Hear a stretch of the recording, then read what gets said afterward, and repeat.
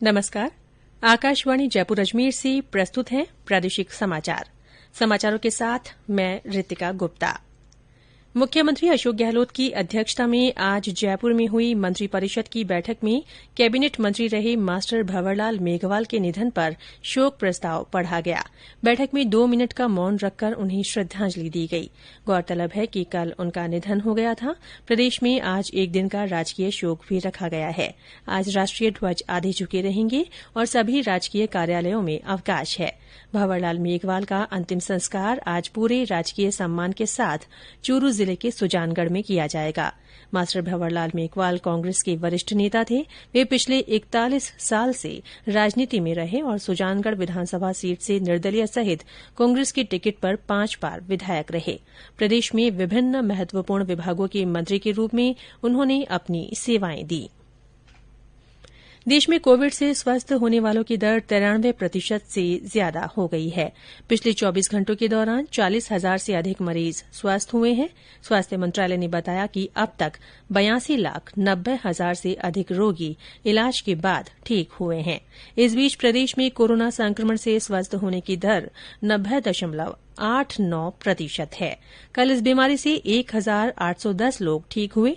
राज्य में अब तक 2,07,224 लोग स्वस्थ हो चुके हैं। वहीं सक्रिय मरीज 18,684 हैं।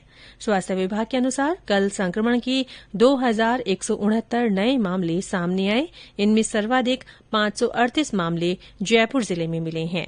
इसके अलावा जोधपुर में 412, बीकानेर में 182, कोटा में 153, अलवर में 145 और पाली में 143 लोगों में संक्रमण की पुष्टि हुई।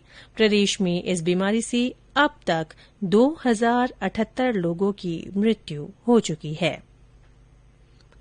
भारत बायोटेक ने कोविड-19 के टीके कोवैक्सीन का तीसरा परीक्षण शुरू करने की घोषणा की है। भारतीय आयुर्विज्ञान अनुसंधान परिषद आईसीएमआर की भागीदारी से किया जाने वाला ये परीक्षण 26,000 वॉलंटियर पर किया जाएगा। ये भारत में कोविड के टीके के लिए किया जाने वाला सबसे बड़ा क्लिनिकल परीक्षण है।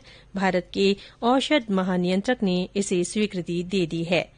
कोवैक्सीन के पहले और दूसरे क्लिनिकल परीक्षण में 1,000 विषयों का विश्लेषण किया गया था। भारत बायोटेक, आईसीएमआर और राष्ट्रीय वायरोलॉजी संस्थान के सहयोग से कोवैक्सीन टीका बना रही है।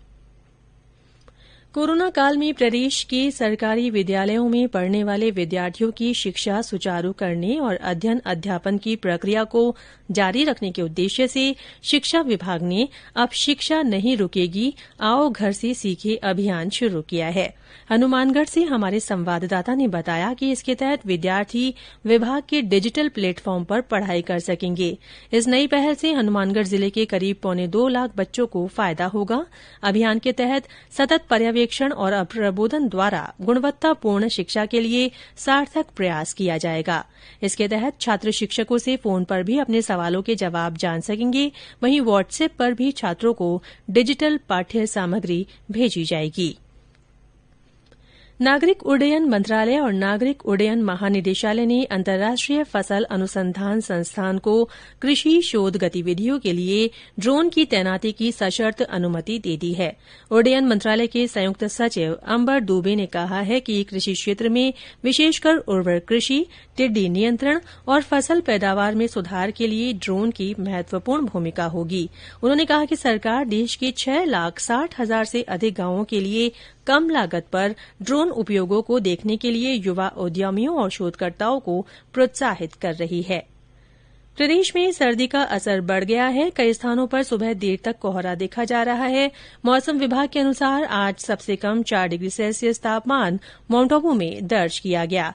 राजधानी जयपुर में आज 16.1 डिग्री सेल्सियस न्यूनतम तापमान दर्ज किया गया। और अंत में कोरोना जागरूकता संदेश। कोविड-19 से बचाव और सुरक्षित रहने के 3 उपाय। मास्क लगाएं, 2 गज दूरी है जरूरी, सुरक्षित दूरी रखें, हाथ और मुंह साफ रखें। इसी के साथ प्रादेशिक समाचार बुलेटिन समाप्त हुआ। हमारा अगला बुलेटिन राजस्थानी में दोपहर 3 बजे प्रसारित होगा। नमस्कार।